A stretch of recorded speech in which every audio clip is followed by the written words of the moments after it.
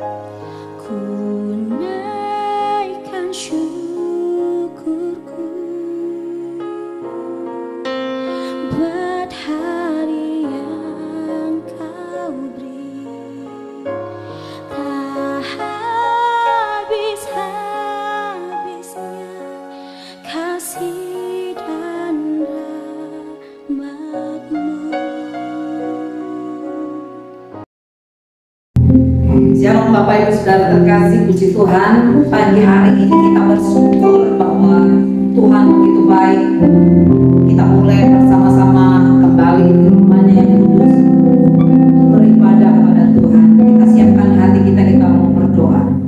Kami mengucap syukur Tuhan buat pagi hari ini, buat kemurahan Tuhan yang lebih dari hidup kami.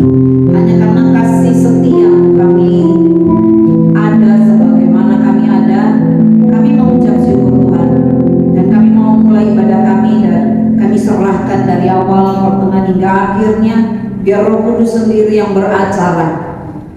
Kami minta Roh Kudus menjamah setiap hati, pribadi lepas pribadi, tanpa terkecuali, karena hanya Roh Kudus saja yang kami butuhkan. Hanya kehadiran Tuhan sajalah yang sanggup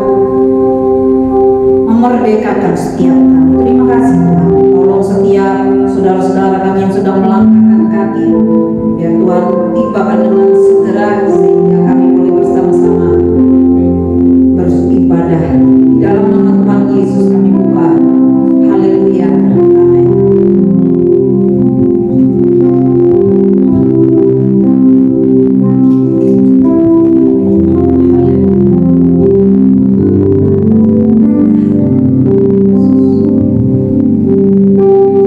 Selamat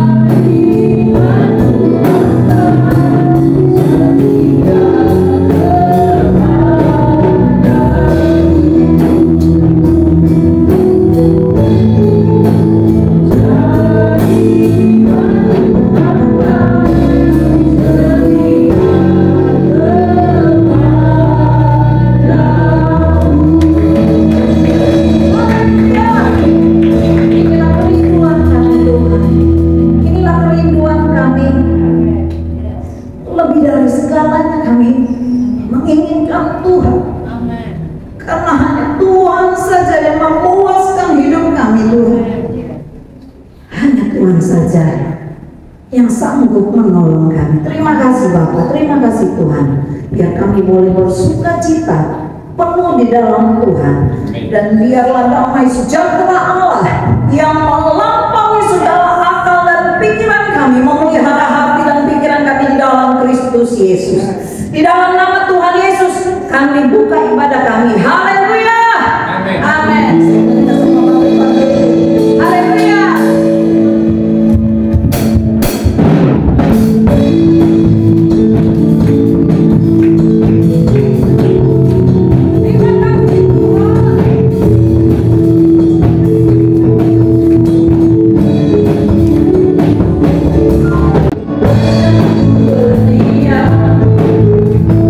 Dengan di hatiku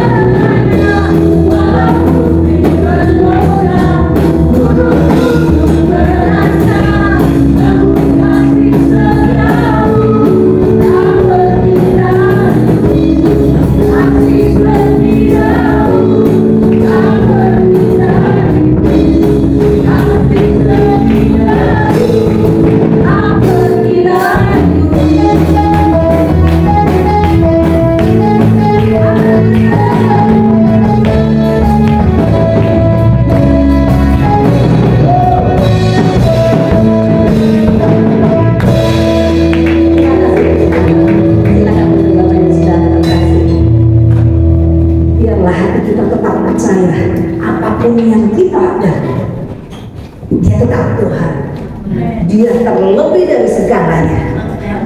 Haleluya. Sekarang Yesus mau percaya, dialah Yesus, Tuhan Juru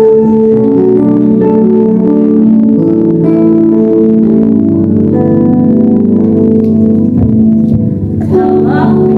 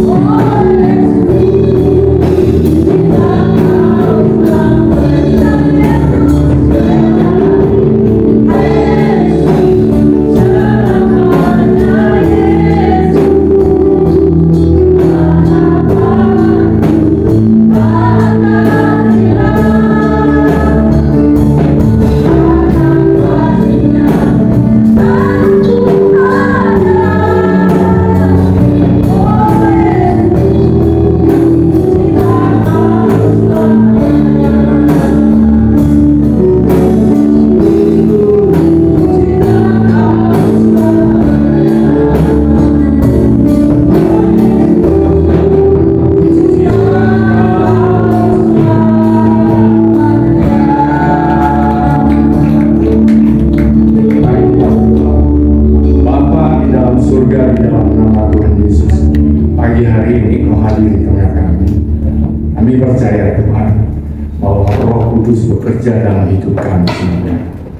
Engkau berkata-kata bagi kami Tuhan, apa yang harus kami lakukan untuk memuliakan nama Tuhan. Berkati kami semua. Kuduskan tempat ini, kuduskan hati dan pikiran kami, sehingga kami bisa menerima apa yang Kau katakan lewat hamba-Mu ini. Terima kasih Bapa. Kami menyambut semuanya di dalam nama Tuhan Yesus. Haleluya. Amin.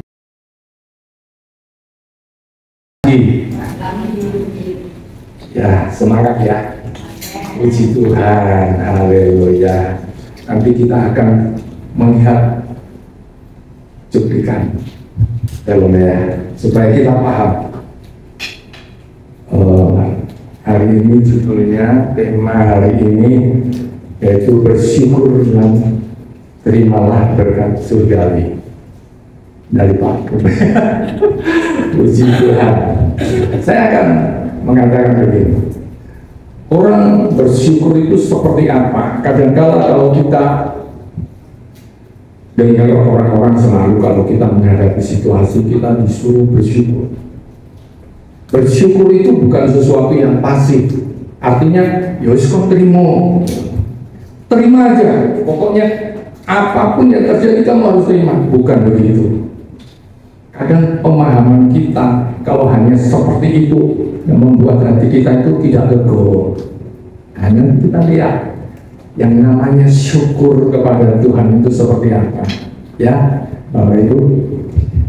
Karena begini, kalau orang bisa bersyukur dengan apa yang Tuhan inginkan, itu pasti kita itu semangat. Sekalipun kelihatannya belum kelihatan, tetapi dia yakin pasti. Sama seperti kayak Pak Tani nanam benih ya padi, dia selalu yakin pasti akan suatu waktu tumbuh dan dia akan panen.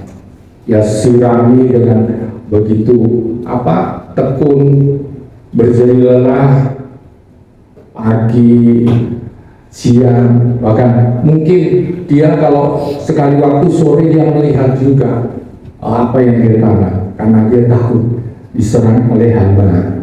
Ya Bapak Ibu, kita akan melihat di dalam Mazmur pasal 43 ayat 5, bisa ditayangkan.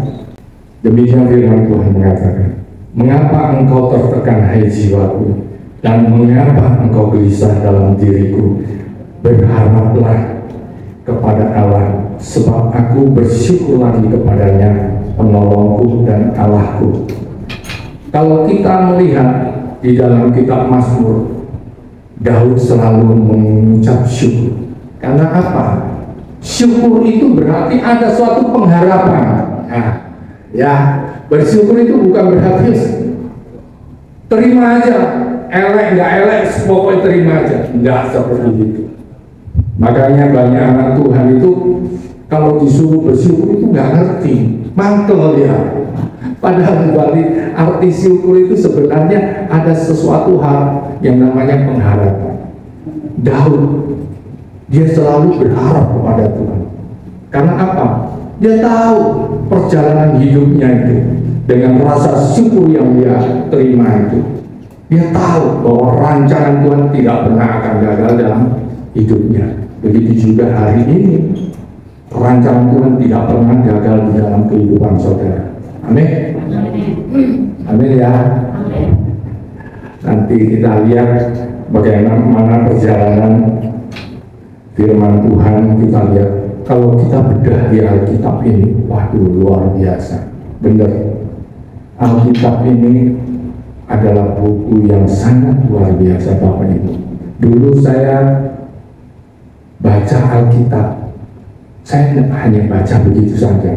Sekali saat saya baca, terus saya diberi sama teman saya, Pak, kamu mau beli nggak buku ini? Buku aslinya. Buku aslinya, bahasanya bahasa asli, tapi ada translate-nya, gitu loh.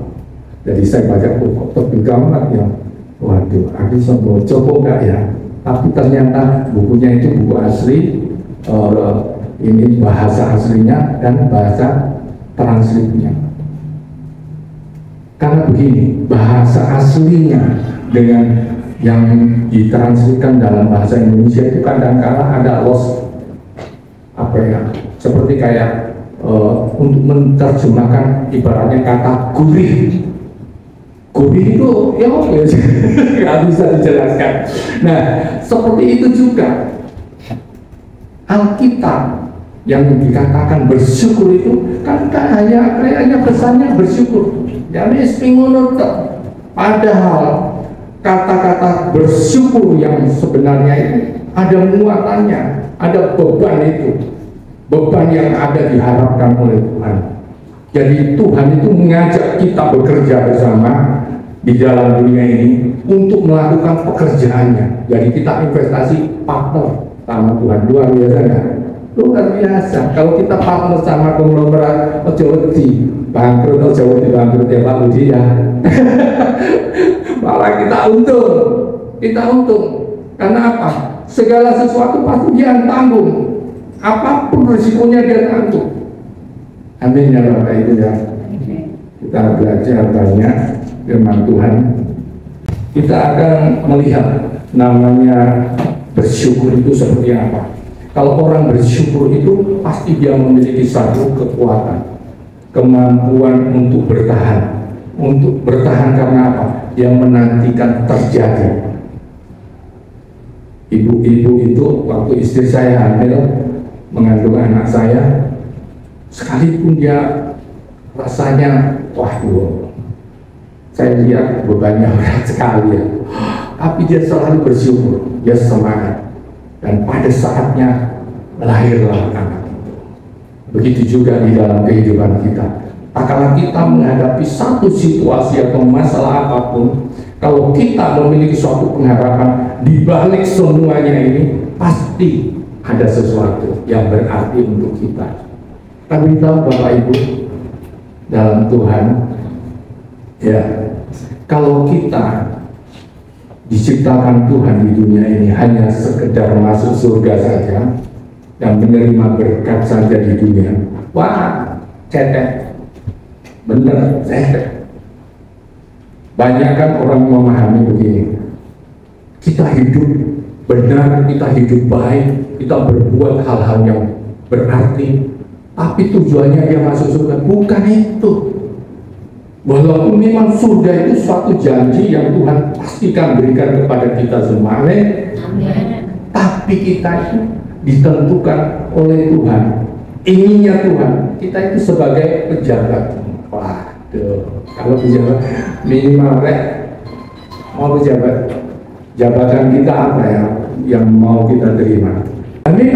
Alkitab mengatakan seperti itu. Begitu ya Pak Adem. Ya, kita besok ditentukan untuk memerintah bersama Dia. Wah, luar biasa. Kalau memerintah bersama Dia, apa memerintah hal-hal dunia begini? Oh, enggak. Kita itu memiliki jabatan, pekerjaan itu unlimited. Unlimited bahasa Indonesia apa ya? Wah, tak terbatas. Bayangkan. Wah, nah saya ini kayak gubernur, presiden atau jenderal, ya, dia terbatas waktunya. Ada seorang jenderal atau seorang pejabat, misalnya militer, pangkatnya jenderal lah, paling tinggi jenderal, sudah pensiun bisa tetap pangkat jenderal. Wah, itu pasti orang mengatakan edan. Tapi kita besok di dalam Tuhan, kita memiliki jabatan itu tak terbatas. Artinya bersama memerintah dengan Tuhan dengan tidak terbatas. Amin. Mau Bapak Ibu? Nah, jadi jangan melihat penderitaan atau kesusahan. Semua ini dunia ini akan musnah. Benar, musnah, habis. Saya sebenarnya mau menayangkan ada kawan saya ya. Kawan saya itu luar biasa. Di sini ada orang yang rumahnya lebih dari 5? Tidak ada ya. Tuhan pasti berkati, nanti kalian semua akan mendapatkan rumah yang besar-besar yang banyak. Amin. Teman saya ini memiliki rumah itu nggak akeh, yang 32. 32 rumah, bahaya memang. 30 ada di Mulyosari, ada yang di Tambah Adi, ada yang di mana di Laka Santri, di mana-mana buat itu 32. Saat saya selalu berkunjung dengan teman saya itu, saya ngomong, ayo kita pelayanan. Urung wayai Pak, urung wayai. Bener, belum wayai, belum wayai. Ayolah sekali-kali lah, minta sekali-kali loh. Kata sekali-kali kan bendino nih loh, sekali-kali. Engkau Pak gampang Pak, urung wayai. Oke, saya tunggu 1 bulan, 2 bulan, saya datang lagi. Ya Pak, siap urung wayai. Urung wayai. Bahasa Indonesia belum waktunya ya. Semuanya belum waktunya. Ini luar biasa. Belum waktunya. Sampai pada saatnya saya tiba-tiba ditelepon sama kawan saya. Kawan saya kebetulan teman dia juga. Datang kamu ke rumahnya itu si Anu gitu. Loh kenapa? Waduh, orang ini orang masuk sih? Iya, datang. Saya datang. Kaget saya, matang-matang di kursi begini. Omongnya terlalu tapi matang. Singkat cerita, sudah siang sekali. Akhirnya bawalah ke rumah sakit. Rumah sakit VIP luar biasa nggak apa. Ini rumah sakit di BPJS, gila nggak? Punya rumah 32, tapi rumah sakit ini pelayanan BPJS.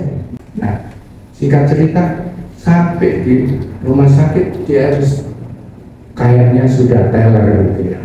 Jadi obati diinfus saja. Kayaknya orang itu sudah komplikasi. Tapi saat dia terakhirnya dia yang ngomong sama saya, doamu aku, dan aku gak mati. Engkau nanti saya ikut pelayanan. Ya, saya nanti ikut pelayanan pasti. So, aku jalan mati itu. Tapi ya, oke, tetap saya berdoa supaya Tuhan beri kesempatan. Tapi Tuhan dengarkan saya, orang ini tidak bisa. Ini waktu ini pasti tak bawa. Bayangkan, Tuhan berikan kesempatan orang ini hidup. Tidak, orang ini berkali-kali seperti itu. Padahal berkali-kali seperti gitu Tuhan panggil itu ya. Lewat orang lain ya jawabannya gitu mungkin. Yang terakhir lewat saya ya jawabannya begitu. Tuhan makan. Bapak Ibu lihat. Terus akhirnya kawan saya ngomong. Saya bilang begini, kamu minta apa? Doakan aku dan gak mati. Benar ini. Doakan saya supaya saya tidak mati. Kenapa kamu kok ngomong gitu? Apa kamu mikirin rumahmu yang 30 lebih loh? Ya aku mikirin akeh lah pikiranku. Apa akeh itu pikiranmu ya apa? Pernah nggak terbersih di dalam pikiranmu? Kamu memikirkan pikiran Tuhan? Kamu tuh mikir mati. Padahal di dunia itu ya orang itu dia orang mati itu. Saya kan biasa sering melihat itu dia di jasa pelayanan kematian. Tak delok itu tak di dalam peti mati itu orang, aduh ini tok. Sing digawa ya ning ngono tok. Mau duitnya akeh, uangnya banyak, ya seperti itu tok yang dia bawa. Bayangkan, saya lihat, aduh, inilah manusia, ya toh. Nah, singkat cerita benar, orang ini akhirnya meninggal. Sing jadi bacaan anaknya pun, ya kalau anaknya dia punya anak kandung, anak sambungan itu. Itu bacaan orang. Aku lihat begini, ngomong sama anaknya, jangan sembarang kasih masuk di peti mati dong. Ini kawan saya dong.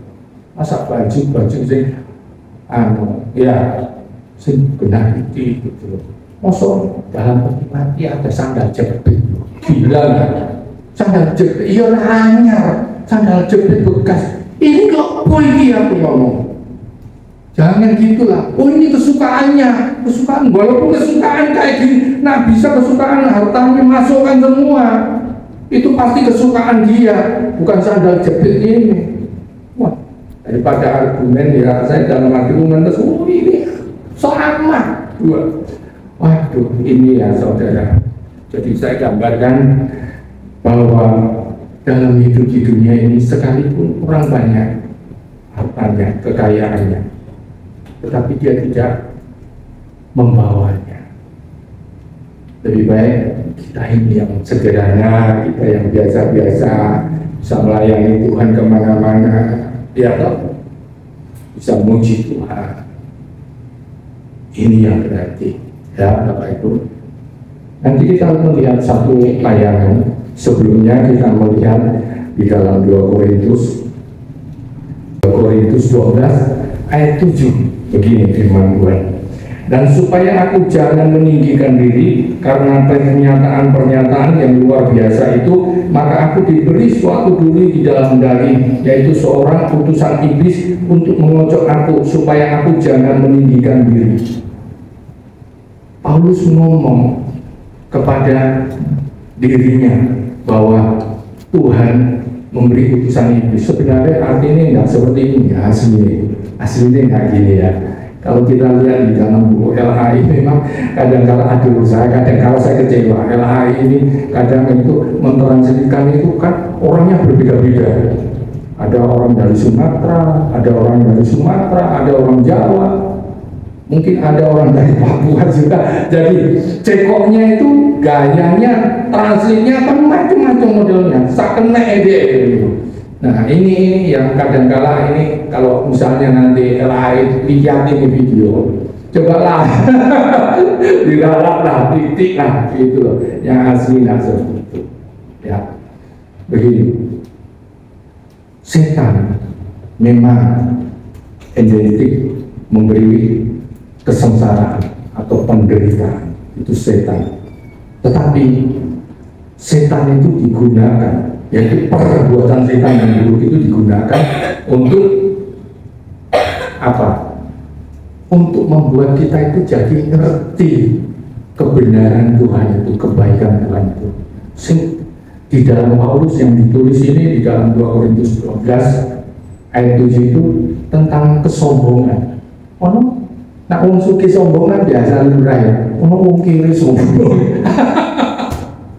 Aduh, ini aku ini nggak ada di surga itu, nggak ada yang namanya keangkuhan hidup itu. Makanya Paulus ini jangan meninggikan diri mentang-mentang dia wis pinter. Makanya kalau dia ngomong, saya ini loh orang Farisi itu best number 1. Saya melakukan ini itu. Dia menganggap semuanya itu benar. Tapi akhirnya Tuhan buat dia ngerti. Dia mengatakan semua itu dianggap sampah itu. Jadi kepintarannya Paulus, kehebatannya Paulus, pekerjaannya Paulus, semua itu sampah. Ya, Bapak Ibu, dia sampah. Jadi kalau ada kita ketemu, tapi sampah ini berguna. Kadang-kadang bisa berguna. Tahu? Tanaman itu dibuat dari sampahnya anak kompos. Jadi kalau Bapak Ibu ketemu orang-orang yang seakan-akan model sampah, itu justru membentuk kita. Membentuk kita. Harus disyukuri. Kalau tidak ada pupuk seperti itu, kita itu tidak bisa bertumbuh. Amin. Paham ya? Nah, kita lihat satu tayangan. Bisa disetel tayangannya. Kita akan lihat video ini. Kita itu seperti apa sebenarnya? Enak kita nonton. Ya, supaya tidak tegang-tegang, kita nonton satu selingan ini. Amin. Ya, kita lihat. Bisa diputar. Suatu hari, seekor singa betina mati saat melahirkan seekor anak. Saat itu, sekawanan domba sedang lewat. Karena hal tersebut, secara tidak sengaja anak singa bergabung dengan kawanan domba. Selain itu, para domba juga mengajari anak singa untuk menjadi bagian dari kawanan mereka. Jadi, anak singa itu dibesarkan oleh domba, dan saat tinggal bersama domba, anak singa percaya bahwa dia adalah seekor domba. Karena dia tumbuh di lingkungan domba, wajar baginya untuk hidup seperti domba. Dia menjadi vegetarian dan mulai makan rumput dengan sangat gembira. Dia tidak memiliki konsep tentang apa itu singa. Bahkan, dalam mimpinya pun dia adalah seekor domba. Bagaimana dia bisa jadi seperti itu? Ya karena di sekelilingnya hanya domba. Dia tidak pernah mengaum seperti singa. Dan juga dia tidak pernah berjalan sendirian seperti singa. Seiring berlalunya waktu, anak singa itu mulai tumbuh dewasa. Dia menjadi singa muda yang tampan. Domba menjadi terbiasa dengannya. Begitupun sebaliknya, dia pun menjadi terbiasa dengan domba. Suatu hari, ada singa tua menyerang kawanan mereka. Ketika singa tua melihat singa muda ini di antara kerumunan domba, dia tidak dapat mempercayai matanya. Dia belum pernah melihat hal seperti itu. Dia heran melihat singa muda merumput di antara domba. Domba-domba juga tidak takut pada singa muda itu, dan mereka juga tidak menyadari bahwa singa muda itu ada di antara mereka. Singa tua menjadi lupa dia akan menangkap seekor domba dan memutuskan untuk menangkap singa muda itu dan mencari tahu apa yang terjadi. Singa tua menyerang kawanan domba untuk menangkap singa muda.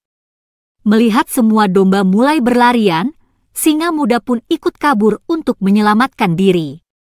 Meskipun sulit untuk mendapatkan singa muda, tetapi entah bagaimana, singa tua itu akhirnya berhasil juga menangkap singa muda tersebut. Lalu, singa tua itu berkata kepadanya, "Hei idiot, kenapa kamu melarikan diri dariku?" Singa muda itu menangis dan menjawab, "Tolong tinggalkan aku. Aku domba yang malang, tolong lepaskan aku." Singa muda menggigil ketakutan dan mengembik seperti domba. Tidak butuh waktu lama untuk memahami apa yang terjadi, singa tua menariknya ke arah danau. Singa muda menolak dan enggan pergi. Dia berusaha untuk tidak pergi ke sana. Dia takut mati, lalu menangis makin tidak karuan. Tetapi singa tua tidak peduli. Dia tetap menariknya dan membawa singa muda ke danau. Danau itu sangat sunyi, sampai-sampai airnya seperti cermin. Singa tua memaksa singa muda untuk melihat ke dalam air. Singa tua berkata pada singa muda, "Lihat saja. Lihat wajahku dan lihat wajahmu. Lihatlah tubuhku dan lihatlah tubuhmu di dalam air." Singa muda melihat di danau dengan mata berkaca-kaca. Ketika dia melihat dirinya di air danau, dia tercengang. Untuk pertama kalinya dia melihat bahwa dia tidak seperti domba, tetapi terlihat seperti singa. Dia mengerti bahwa pada kenyataannya dia bukanlah seekor domba tetapi seekor singa dan dalam sedetik terdengar auman yang sangat keras. Mendengar aumannya, seluruh hutan bergetar. Domba menghilang. Dia adalah makhluk yang sama sekali berbeda sekarang. Dia mengenali dirinya sendiri bahwa identifikasi dengan domba bukanlah kenyataan, melainkan hanya konsep mental. Sekarang dia telah melihat kenyataan. Singa muda bisa merasakan energi yang luar biasa yang belum pernah dia rasakan sebelumnya. Masa lalu dia sebagai domba yang lemah menguap begitu saja. Ada pesan yang sangat mendalam, tersembunyi di cerita yang indah ini. Coba pikirkan tentang bakat dan kemampuan apa yang belum ditemukan yang mungkin tersembunyi di dalam diri kamu. Bisa jadi kamu merupakan singa yang dikelilingi oleh segerombolan domba yang membuat kamu percaya bahwa kamu jauh lebih rendah dari yang sebenarnya. Akan ada orang-orang di sekitar kamu yang akan selalu membuat kamu merasa bahwa kamu tidak dapat melakukan apapun dalam hidup, karena di suatu lingkungan yang kamu juga telah menjadi seperti mereka selama tinggal bersama mereka. Kamu harus memilih untuk menjadi menonjol dari kerumunan orang-orang seperti itu, dan mengenali potensi sejatimu. Dan pada hari di mana kamu mengenali potensi singa di dalam dirimu, maka tidak ada yang bisa menghentikan kamu untuk bergerak di jalan menuju kesuksesan. Tadi kita lihat ilustrasi. Singa itu kalau dibesarkan oleh domba, dia modelnya kayak domba. Tapi kalau dia melihat kenyataannya padahal dia itu bukan domba, dia itu raja hutan, raja. Bapak Ibu, saudara sekalian, kalian itu anak raja. Kelas C itu kelas surga. Nggak ngomong kosong, ini bener. Nah, bukan kelas C surga. Setan itu enggak. Gopo, diocok-ocok kita, diopo-opo kita. Kita justru anak Tuhan. Kita punya status, gelar kita itu anak raja. Anak raja. Sekarang memang kena itu. Kan tadi saya katakan, besok lihat yang memerintah bersama Tuhan itu siapa aja. Oh, si kayaknya Pak Gembala jadi gubernur. Jadi satu-satu kita lihat, wah luar biasa, amin. Haleluya. Saudaraku, kadang-kala kita itu menghadapi situasi kayak wedus, kayak domba itu. Mangan ini godong. Jadi vegetarian. Tatkala dia melihat, waduh, di situ dia melihat, ternyata aku itu tidak seperti itu. Aku itu harusnya ditakuti. Makanya di dalam Alkitab mengatakan lawanlah iblis. Ojo tidak setan. Nah, punya masalah, ada menghadapi satu masalah, tolong Tuhan. Tuhan ngomong, saya sudah kasih kamu status predikat otoritas penuh. Ayo lakukan, perintahkan. Mau Bapak Ibu? Oh mau, amin. Ya wes, kalau mau siap-siap menghadapi cobaan. Harus dites dulu, berhasil nggak? Ya anggap siap ya. Aduh, kalau kita dalam hidup kita menghadapi ujian dan cobaan, kayaknya nggak enak. Justru di situ dibuktikan kualitas kita, asli atau tidak asli. Satu waktu saya ketemu sama teman saya di mana, di TP sana jual berlian ya. Lu kok uang ini orangnya kok toko berlian. Waduh luar biasa, saya mampir, bukan saya beli berlian, enggak. Saya mampir, saya tanya, berlian asli sama nggak asli koi model. Ya, nah kalau kita nggak ahli di dalam bidang itu, kita nggak tahu. Gampang bro, gampang. Ambil kertas putih, ya, ambillah kertas putih. Ini ya, ambil spidol. Nah, kayak spidol niki. Nah, spidol warna biru sama satu warna hitam. Lihat, spidol hitam, biru sama warna merah. Ini lihat ya, biru sama merah. Oh iya, terus diapakan ini? Nih, saya lihat, kamu bisa bedakan nggak yang asli sama yang palsu? Persis ya. Aku lihat, wah aku nggak iso ya. Pakai terkait, pakai kacamata double, pakai lup ini lihat asli yang mana? Aku nggak ngerti, benar saya kita nggak tahu. Namanya berliawong jalannya buat pernah gue berlian. Jadi yang namanya asli sama tidak asli kan nggak tahu. Lihat, ini yang lihat. Saya dikasih loop. Oh, nah loop ini saya biasa kalau di percetakan itu bisa dibeker. Gambarnya itu kasar atau halus itu. Nah, saya lihat foto ya. Namanya asli. Sing foto ini endi? Wis kamu tunjukkan wis. Aku ngomong loh. Kon itu loh. Asli sama palsu kamu putar-putar gini nanti keliru bagaimana? Tidak lah, coba. Yang mana yang asli, yang mana yang palsu. Sekarang saya beritahu ya caranya untuk melihat asli sama palsu itu seperti apa. Ya ngomong, coba letakkan di saya urak-urakan saya itu gambar warna merah sama orek-orekan yang biru itu di kertas putih. Coba taruh di situ berliannya dua-dua. Satu di merah, satu di biru. Terus ya apa? Lihat, ya kamu lihat, ya wis adelok isine apa? Ya kayak ngono. Kalau berlian asli warna yang kita dasarkan warna itu tidak tembus. Nah, asli itu tidak tembus Pak.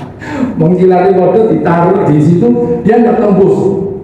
Kalau yang palsu tembus, artinya bayangan dari warna merah atau biru itu kelihatan dari di berlian itu. Jadi saya lihat, oh ini kelihatan, berarti itu yang palsu.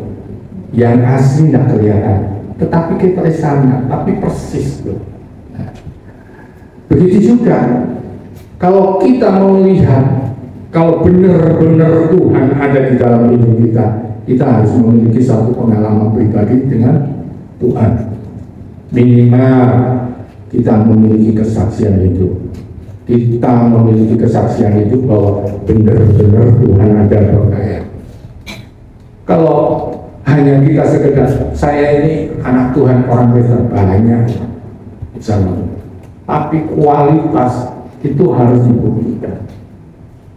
Amin. Jadi kalau di sini nanti menghadapi ujian atau pencobaan, seperti Eleanor kayak Yusuf ya. Yusuf itu dikasih visi misi dulu.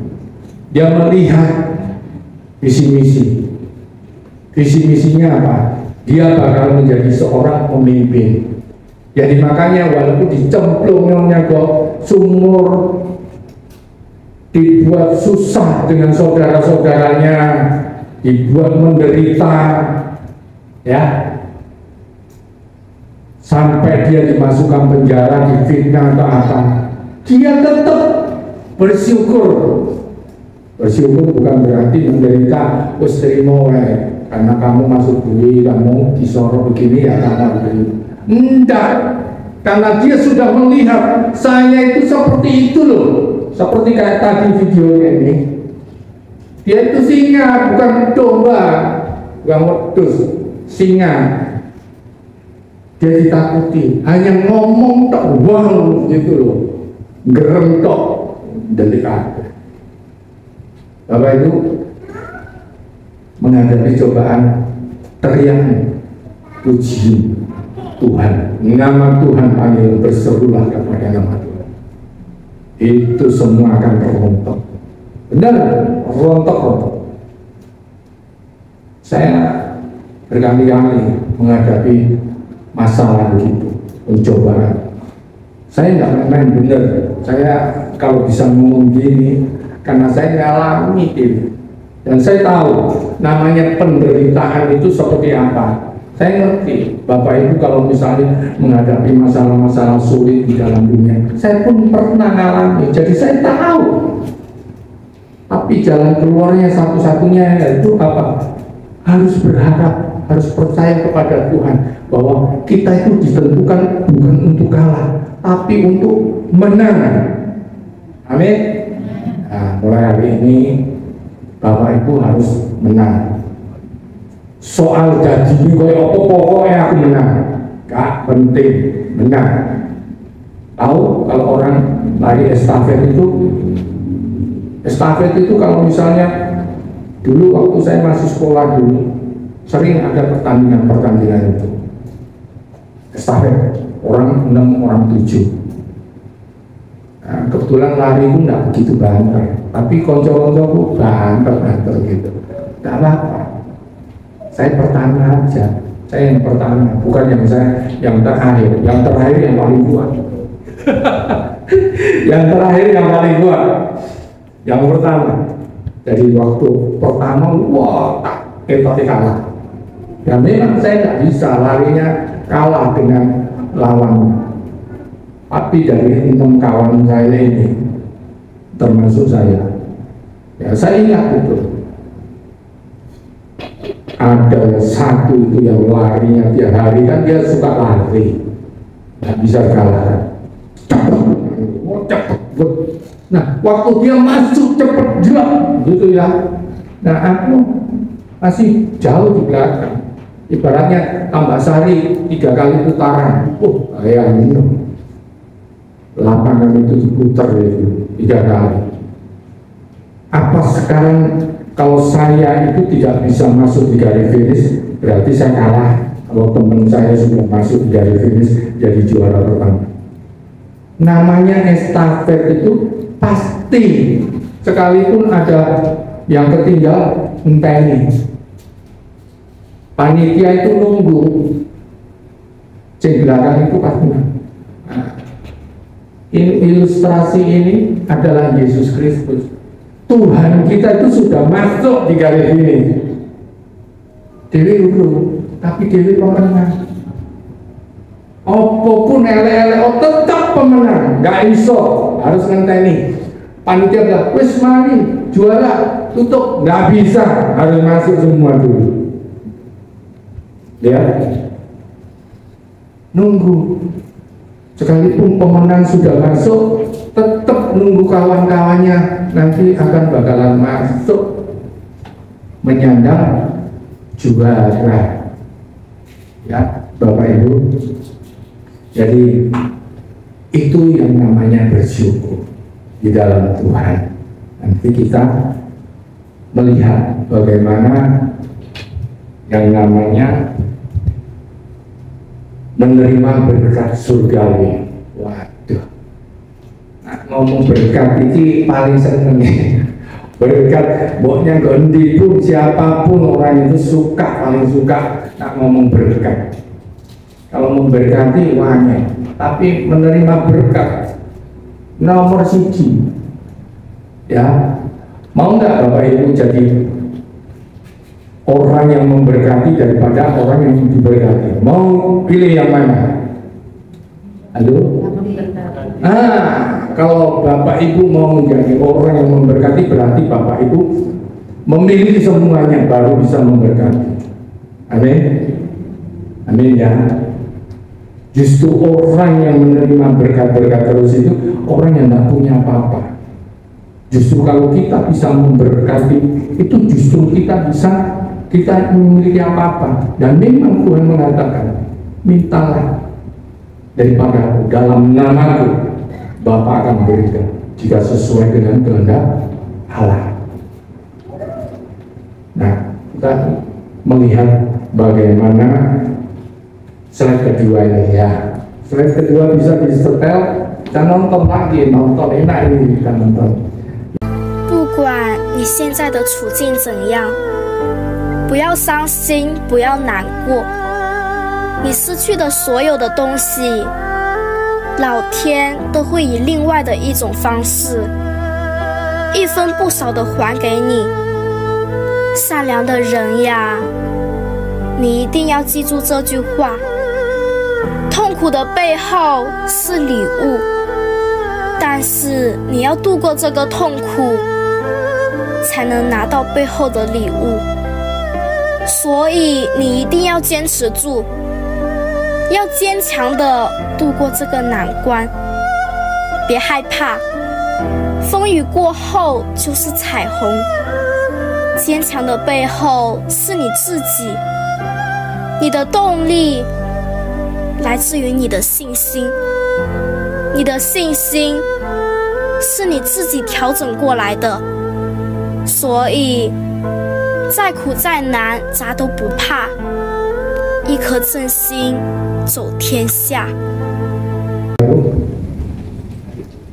Ini luar biasa, membuat saya tergugah. Ya, banyak anak-anak Tuhan itu kalau dia mengalami satu penderitaan atau kehilangan atau sengaja lah dibuat kayaknya orang-orang, percayalah Tuhan akan kembalikan.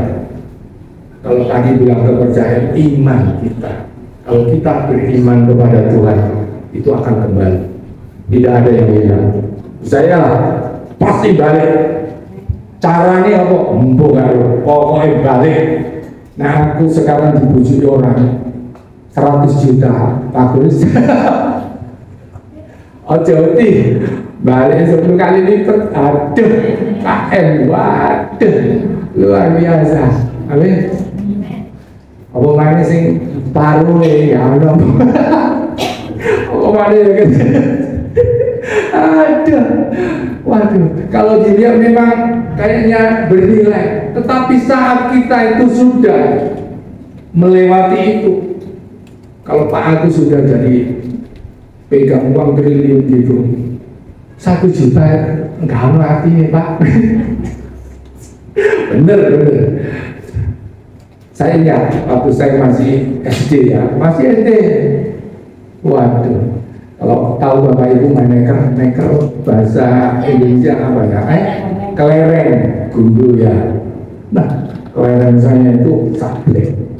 Wah, itu kekayaan saya itu. Pokoknya yang lawan sama saya itu pasti kalah, karena memang saya kebetulan punya talenta kalau main kelereng itu saya bisa tembak titis itu, gitu loh. Pasti kena, sembunyi kemana kena. Itu main sama anak-anak teman saya kasihan juga, teman saya itu sudah kalah ya, tapi kok berani lawan sama saya terus nantang, padahal dia modalnya hanya 10 biji 15 biji ya, dia lawan saya lagi, nanti habis gitu ya, beli sama saya. Beli sama saya waktu itu, saya beli, main lagi, tak terima. Kayak gitu. Kalau orang nggak terima itu kayak gitu. Oke, saya layani. Tapi akhirnya saya kasihan juga ya, karena dia itu kalah banyak begitu ya. Kalah banyak, saya terpaksa waktu pulang sekolah saya bagikan. Sudah alhamdulillah. Loh, kamu ikhlas lah? Yo ikhlas lah aku. Ambil. Saya kasih dia kelerengnya. Ambil. Singkat cerita ya Bapak Ibu, begitulah di dalam kehidupan kita. Kalau kita mengatakan itu sesuatu arti, tak kala aku sekarang sudah dewasa, neker itu tidak ada arti nih, nek. Bok nekeri sadus ini ya nggak ada arti nih neker itu, kelereng itu. Benar, begitu juga di dalam kehidupan kita. Kalau kita melihat sesuatu yang berarti, sebenarnya tidak berarti. Benar, yang berarti itu hanya satu, yang abadi, yaitu Tuhan. Amin ya Bapak Ibu. Amin ya, paham ya. Saya nggak panjang-panjang dengan Tuhan, kita akan singkat cepat ya. Nah, kita akan baca di dalam Matius pasal 16 ayat 19, bunyinya begini. Kepadamu akan kuberikan kunci kerajaan surga. Apa yang kau ikat di dunia ini akan terikat di surga, dan apa yang kau lepaskan di dunia ini akan terlepas di surga. Bapak Ibu, jadi berkat Tuhan itu sebenarnya hanya kitanya yang tergantung dari kitanya. Kita nompornya, nerima. Kita yang memberikan tempatnya. Tuhan itu pasti memberkati. Tapi kalau kita melepaskan, kita enggak menerima, ibaratnya nggak siap untuk menerima, itu lepas. Seperti ayat ini, kepadamu akan kuberikan kunci kerajaan surga, apa yang kau ikat. Jadi kalau kita memiliki satu keyakinan di dalam doa, apapun yang kita minta sesuai dengan Tuhan, ya. Jangan apapun terus, mari umur 5 tahun anak kecil minta sepeda motor, ya nggak mungkin, gitu ya. Ada hal-hal yang harus masuk akal. Jadi kalau Tuhan mengatakan apa yang kau ikat di dunia, jadi apa perjanjian kita dengan di dunia ini, kalau kita memiliki suatu keyakinan kepada Tuhan, kita akan mendapatkan. Tapi kalau kita melepaskan, nggak yakin, nggak dapat, sampai kapanpun, sampai tua, bahkan jangan sampai tua, sampai mati aja nggak dapat. Bener, Bapak Ibu. Suatu waktu zaman saya muda, nonton bioskop, nonton film. Kalau film zaman dulu ya tahun 80-an itu bioskop filmnya baru, waduh, sing ngantri akeh, banget itu. Tiba-tiba loketnya ditutup, sakarepe orang ini. Atau bioskop kita mau beli, loketnya mana? Tutup ya, tutup. Katanya tutup. Tapi yang di loket ngomong tunggu. Mungkin dia mau sarapan atau apa, ada perlu apa, dia tutup. Wah, di depan itu murah-murih. Apa saya sudah depan ini kok enggak dibukakan ini. Saya diem aja di belakang. Kebetulan kan saya agak di belakang. Wong itu yang depan itu loh, gak sabar. Satu-satu nyingkring.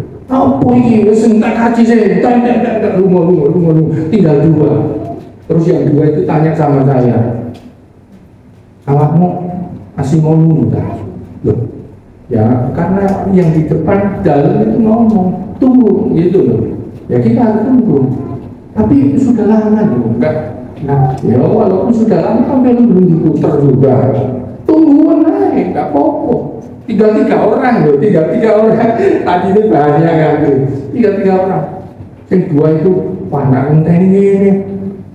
Sak lawase yo sumpek lah, sumpek kenapa? Ya dipermainkan sama ini loket ini. Ya sudah, waktu itu saya ngomong sabar lah, tunggulah. Karena saya suka itu bintang film, saya itu idola saya bintang filmnya. Ya saya biar bagaimanapun saya tak tunggu, pokoknya aku nonton bisa. Singkat cerita bener Bapak Ibu. Yang 2 itu ya sebelumnya ngamuk-ngamuk, wah kang ini aku tak tungguin yang kuno. Loh, kok nak nunggu yang kuno berarti aku sing ngarep loh. Sekarang lah, kok aku tunggu sih dulu. Ya wis, ya capek kan. Saya pas waktu masuk gini, berapa Pak? Tiket mau beli berapa? 2 atau 1? Loh, aku nomor 1.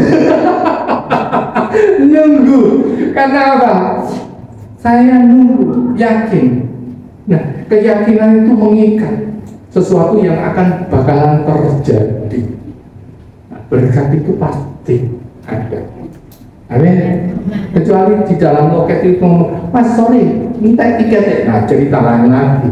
Karena di dalam ngomong, saya minta ini yo, minta ini sakwang, suwe-suwe ini begitu. Wah, sungguhan. Namanya nunggu itu ya. Hati dan pikiran itu so cekot bener. Apalagi kalau tagihan ya, tagihan jatuh kita nggak bisa, wah cari nutup tagihan ini, wah kepala itu cekot gitu. Tapi kalau Tuhan mengatakan, aku tidak akan mempermalukan kamu. Amin. Akan kuberikan jalan keluar.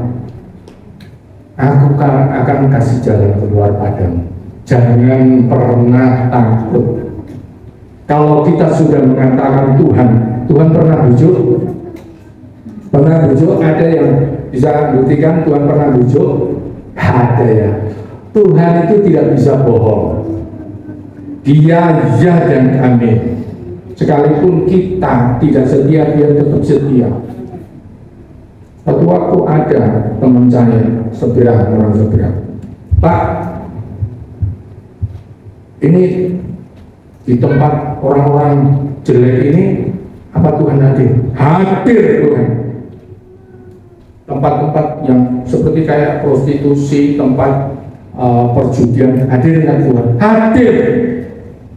Loh, Tuhanmu itu mah hadir gitu ya, walaupun di tempat-tempat kotor. Oh, Tuhan itu tidak ditentukan apa yang kita katakan kotor atau bersih. Tidak.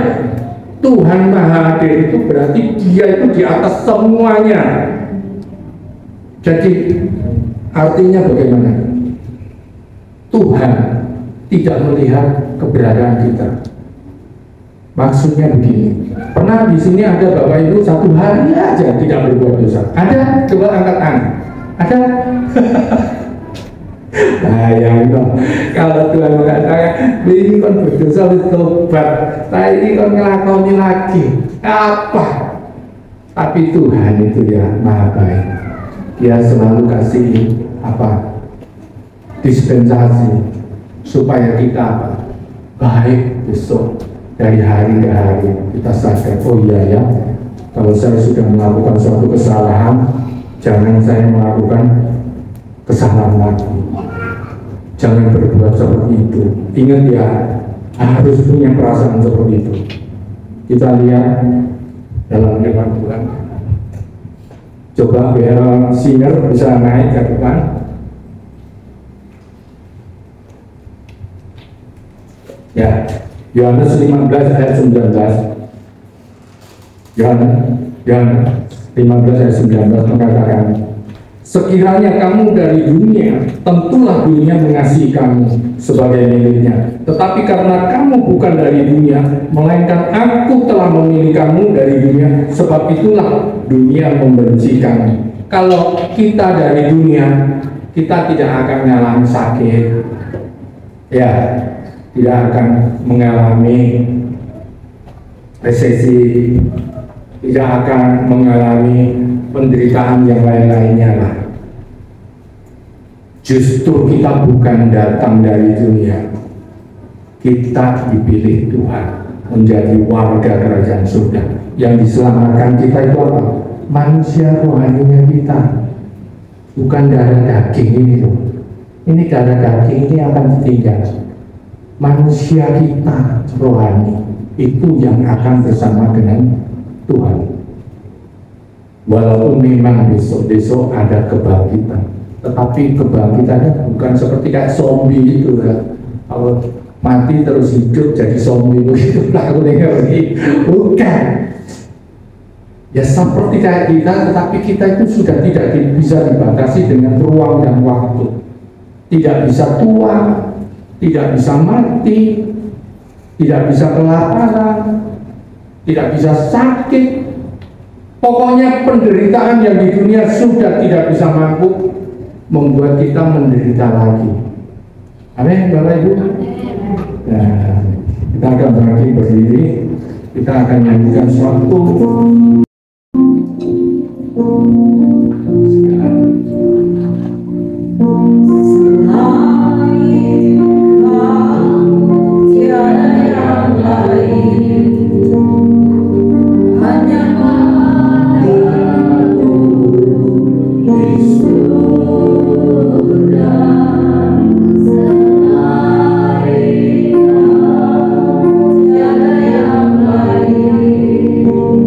Yang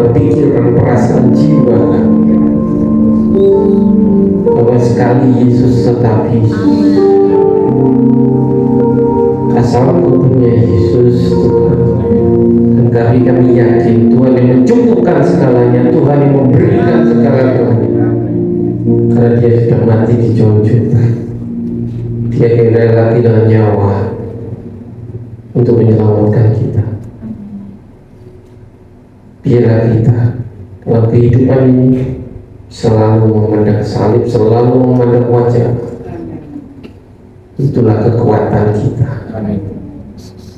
Tuhan memberkati hamba-Mu. Bapak Pendeta Muda Yusak Rudi, Tuhan pelayanannya, Tuhan berkati keluarganya, apapun yang dikerjakan Tuhan yang memberkati. Nama Tuhan ditinggikan, nama Tuhan dimuliakan. Dan kami semua juga Tuhan kami diberkati oleh karena kami mengalami perjumpaan dengan Tuhan, oleh karena kami mengutamakan Tuhan, oleh karena kami mendahulukan segala sesuatu dengan bertanya kepada Tuhan, mengucap syukur, dan kami terima berkat surgawi. Terima kasih Bapa, dalam nama Yesus kami berdoa, mengucap syukur, haleluya, amin.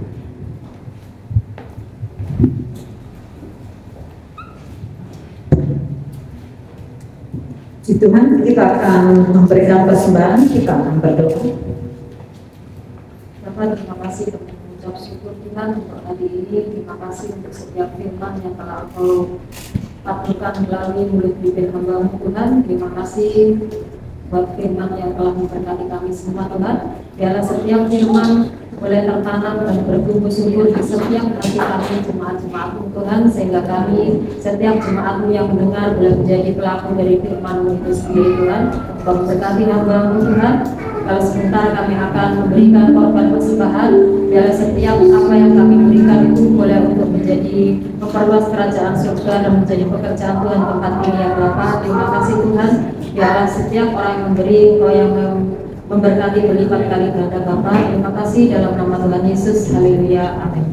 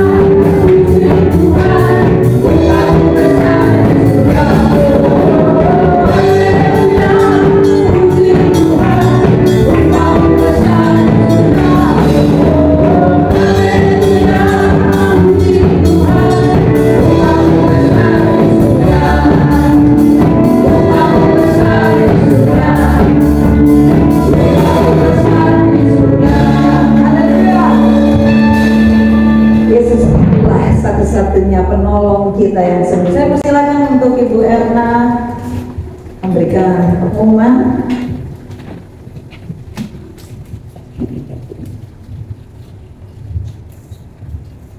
Puji Tuhan. Shalom. Shalom. Haleluya. Tuhan itu baik. Dalam bersyukur ada kekuatan, dalam bersyukur ada kemenangan. Mengapa? Karena memang kita ditentukan untuk menang. Saya selalu ingat apa yang sampaikan beberapa waktu yang lalu. Kita memang tetap disetting untuk menang. Jadi jangan pernah ngomel. Karena semakin kita ngomel, bersuluh, kekuatan kita semakin loyo. Nggak ada kemenangan, ya. Karena terus terpuruk dalam keadaan kita. Tapi dengan kita bersyukur, ada satu kekuatan kemenangan yang luar biasa. Dan kita bersyukur kita mempunyai Allah yang luar biasa. Di dalam diri kita ini mempunyai potensi yang luar biasa. Sering kita nggak tahu potensi kita itu kayak apa. Ya, kita selalu diperhadapkan dengan keadaan yang seakan-akan membingungkan kita, mengacaukan kita. Tadi ilustrasi tadi bagus banget. Ya, kita ini anak raja, kita ini anak Allah, pribadi yang luar biasa. Tapi ada di tengah-tengah komunitas yang ya seperti itulah. Ya, di teman-teman kita, mungkin di tetangga kita. Tetapi ketahuilah bahwa di dalam diri kita ada satu potensi yang luar biasa. Nah, dengan bersyukur itu akan muncul. Saya rindu sedikit kesaksian. Pujian tadi benar-benar itu menjadi bagian dalam hidup saya juga. Bahwa sekalipun dagingku dan hatiku habis lenyap, tapi tetaplah Allah selama-lamanya. Ya, jadi saya beli bersaksi bukan kurang lebih 1 bulan, hampir 1 bulan. Nuwun sewu, saya ini menstruasi Kak, berhenti-berhenti, dan itu menguras darah saya sampai katakanlah mungkin tidak ada darahnya, wis pucet, wis seperti apa. Nah, sampai jalan dalam berapa meter aja nggak bisa, itu sudah hampir 1 bulan. Tetapi kalau saya nanti sampaikan kesaksian ini paling banyak, saya singkat aja. Nah, sepanjang saya mengalami sakit ini 4-5 hari sebelum saya mengalami kesembuhan, pemulihan sepanjang minggu kemarin, ada 3 mimpi yang berturut-turut selama 3 hari. Mimpi yang pertama, saya diperhadapkan di salah satu tempat kayak gelanggang pertandingan gitu, dan Bapak Ibu tahu ya, gelanggang kayak ini loh, seorang ambasador yang akan diterjang sama banteng gitu ya. Nah, saya ditaruh di tempat seperti itu, dan di depan saya ini diperhadapkan dengan satu binatang yang wajahnya itu jelek, gede gitu, menyeramkan, itu dengan bawa perisai. Nah, pada waktu saya diperhadapkan itu saya nggak ngomong apa-apa, saya cuma tahu, saya ingat Daud di hadapan Goliat. Jadi pas saya diperhadapkan itu saya ngomong dalam sama Yesus, Tuhan kekuatanku, kemenangan itu. Saya sampai ambil berdiri ini dengan sepenuh kekuatan saya. Dan Bapak Ibu sudah tahu, ketika saya ngomong seperti itu, saya deklarasikan Tuhan itu binatang yang gede kayak raksasa yang menakutkan itu sok pecah berkeping-keping. Berarti kan bukan kekuatan saya, itu kekuatan Allah. Saya sebut nama Yesus. Yesus kok dahsyat, kok luar biasa, itu pecah itu binatang itu. Yang pertama. Hari yang kedua, ada satu rombongan, dan rombongan ini naik 2 kendaraan. Nah, yang satu kendaraan ini sudah ada drivernya, tapi yang satu penumpang sudah penuh. Nah, semua satu lagi, ayo siapa yang setir ini loh, kamu aja gini, tidak ada yang setir. Terus saudara tahu, saya yang ditunjuk, sedangkan saya ini tidak bisa nyetir, sedangkan itu kendaraan itu gede. Kendaraan itu saya lihat itu Pajero Sport warna putih. Ya kalau sini sok nyetir, akhirnya doyak saya yang suntir. Ojo Pajero R3, cuma si puji Tuhan iso setiap hari.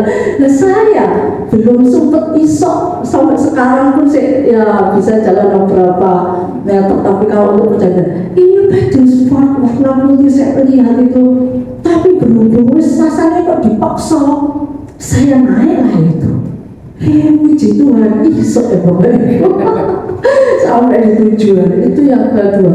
Yang ketiga, hari yang ketiga saya pun juga mimpi. Yang hari yang kedua itu kendaraan gede kayak gitu.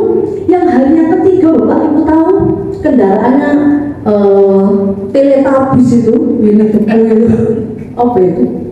Skuter. Nah, skuter ini banyak barang, tompok sampai mau jatuh.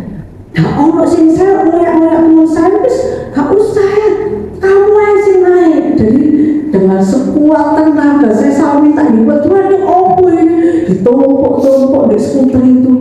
Kenapa pakai skuter itu? Karena itu lewat jalan yang kecil, jadi harus banyak liku-likunya. Lek pakai Pajero gak cukup, jadi pakai skuter. Tuhan itu hebat. Singkat cerita, sampai di tujuan naik skuter. Nah, Itu Tuhan kasih hikmat itu luar biasa. Saya mungkin oh ini ya Tuhan, maksudmu ini. Sepanjang 1 bulan Tuhan izinkan itu penyakit saya alami supaya aku mengalami yang kau secara pribadi dalam hidupku. Dan Bapak Ibu Saudara, seperti tadi firman Tuhan katakan, ya Tuhan izinkan ada masalah, jangan tetap bersyukur. Karena di dalam bersyukur ada kekuatan, di dalam bersyukur ada kemenangan, ada sesuatu yang sudah Tuhan sudah kerjakan. Dan sejak mimpi itu, percaya apa tidak, itu yang saya alami mulai berkurang. Habis, dan puji Tuhan hari ini bersih. Semua akan ketemu Tuhan. Haleluya. Tuhan saya saksikan, rasanya saya menyala Tuhan, kok hebat, kok dahsyat, kok luar biasa. Aku percaya ada sesuatu. Kenapa? Karena sepanjang saya mengalami itu sakit penyakit, saya mungkin ya Tuhan. Tuhan ini waktunya Ustaz. Padahal ada begitu banyak kerinduan yang aku mau, aku berkuat. Aku gak bisa balas kebaikan Tuhan. Aku gak bisa balas apa yang Tuhan sudah kerjakan dalam hidupku. Tapi aku mau. Apa Tuhan yang Tuhan mau? Jadi sepanjang saya sakit itu saya tanya Tuhan mau apa sih Tuhan? Apa sih? Ternyata itu lewat mimpi itu Tuhan kasih gambar begitu luar biasa. Nah, jadi itu yang memang harus saya lewati. Bapak Ibu, jangan pernah ngomel, jangan pernah mensuruh, bersyukurlah dan terimalah berkat. Berkat itu ada sesuatu. Berkat itu bukan cuma bicara masalah finansial, masalah uang. Enggak, kemenangan, kekuatan, ada hal-hal yang baru yang Tuhan kerjakan. Dan itu yang saya terima sepanjang 1 bulan ini. Saya bersyukur sama Tuhan. Terima kasih juga untuk suami saya yang dengan kondisi seperti itu, dengan telatennya, ya, karena dia ini orangnya itu selalu hidup dengan waktu gini. Tapi dengan kondisi seperti itu, makanya sering, rasanya kayak puji Tuhan dengan setia dengan ini. Dan memang itu harus seperti itu karena itu bagian dia sebagai seorang suami. Thank you, terima kasih ya, dari Tuhan itu baik. Dan terima kasih Pak Gugem untuk doa-doanya, untuk supportnya. Saya bersyukur punya orang tua rohani yang terus support dalam doa, terus support centang jantung. Ayo seperti ini, minum obat ini lah, dan seperti itu sampai hari ini. Bapak Ibu Saudara semua juga terima kasih untuk doanya. Minggu kemarin Tuhan tambahkan usia saya 1 tahun lagi, posisi saya sakit itu saya parah. Ya memang berkurang, tapi saya ada. Jadi saya sempat sempoyongan pucet, tapi nggak tahu itu hari apa. Pokoknya sepanjang minggu ini itu mulai berkurang dan persis selesai Tuhan tambahkan saya usia itu dalam minggu ini, nggak tahu hari Kamis itu nggak itu sudah mulai. Haleluya. Jadi sekali lagi Tuhan Yesus baik. Kita ini anak-anak raja, Bapak Ibu Saudara, anak Allah. Dalam diri kita ada potensi kayak harimau tadi, ya, dan itu harus dikembangkan. Mungkin kita nggak tahu, tapi ada kalanya Tuhan izinkan terjadi sehingga kita ngerti, oh ini loh, bahwa di dalam diri kita ada potensi Allah yang dahsyat. Ya, jadi yuk kita sama-sama bangkit. Ya, anak-anak Allah, Sang Pemenang memberkati kita semuanya. Ya, puji Tuhan, firman yang luar biasa memberkati kita. Terima kasih Bapak Pendeta Muda Yusa Rudi yang sudah memberkati kita pagi hari ini, firman yang luar biasa. Yes, Bapak Ibu pasti tangkap sesuatu pagi hari ini ya. Tetap mengucap syukur. Yes, haleluya. Hari ini banyak yang nggak hadir ya. Juga Saudari Stefani pada hari ini tepat Tuhan tambahkan usia 1 tahun lagi. Ya mungkin ada acara spesial mungkin dengan temannya atau ya kita nanti juga doakan mamanya, tapi hadir, puji Tuhan, melayani Tuhan on fire. Ya juga bersyukur Cimon bisa hadir. Tuhan Yesus memberkati. Minta maaf belum sempat besok ke sana, haleluya. Tapi sekarang sudah cantik, sudah luar biasa. Tuhan sudah menyembuhkan, ya. Sempat opname, tapi haleluya, Tuhan juga dahsyat untuk Cemong. Kabes. Ya, dan juga hari ini juga Ibu Melis juga nggak hadir karena juga sakit. Tapi saya dengar sudah pulang ya. Ya, Dek. Sudah pulang ya, sudah pulang. Ya, jadi sempat ini sakit infeksi saluran ini. Ya, pencernaan. Ya, puji Tuhan. Juga selamat datang untuk Jovan. Lama tak jumpa, Tuhan memberkati. Ya, puji Tuhan, untuk sepanjang minggu ini jadwal kita bisa lihat di layar LCD. Hari Jumat kita akan kembali bertemu bersama-sama di dalam doa, ya. Dan kemarin sudah doa bersama-sama luar biasa. Hari Sabtu itu minggu Sabtu pertama ya, bukan ya, kaum wanita dan pemuda. Selanjutnya akan dilanjutkan dengan latihan musik. Saya rasa itu Pak Pembuku ada tambahan, monggo. Gimana? PAW diminta untuk jangan pulang terlebih dahulu ya. Oke, Tuhan Yesus memberkati. Saya kembalikan kepada Ibu Dewi. Kita akan akhiri ibadah kita pada pagi hari ini. Saya ingin kita semua mengumpulkan.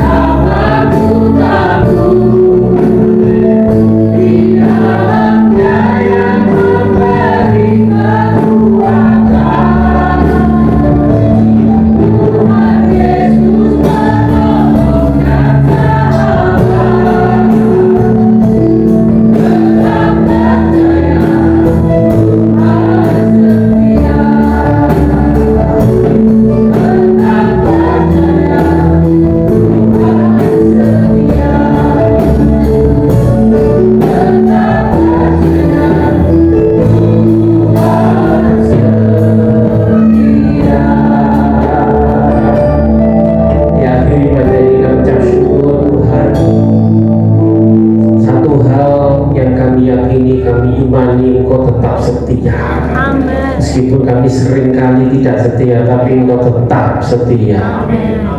Terima kasih Engkau Bapa yang baik, Engkau Bapa yang ajaib, Engkau Bapa yang selalu menjagai kami. Bapa dalam surga, terima kasih satu kesempatan kami boleh memuji, menyembah, kami boleh mendengarkan firman-Mu. Roh Kudus, biarlah firman itu terus mendengung di telinga kami, di telinga rohani kami. Roh Kudus yang memberikan kepada kami kekuatan. Mungkin kami harus ditegur, mungkin kami harus diingatkan, mungkin kami harus dihibur. Biar Roh Kudus yang bekerja. Terima kasih Bapak, terima kasih. Hari-hari ini Tuhan, Kau yang tahu hamba-hamba-Mu. Kondisi jemaat Tuhan dengan berbagai macam persoalan, Tuhan Kau yang berbicara lewat Roh Kudus-Mu, lewat firman-Mu Tuhan.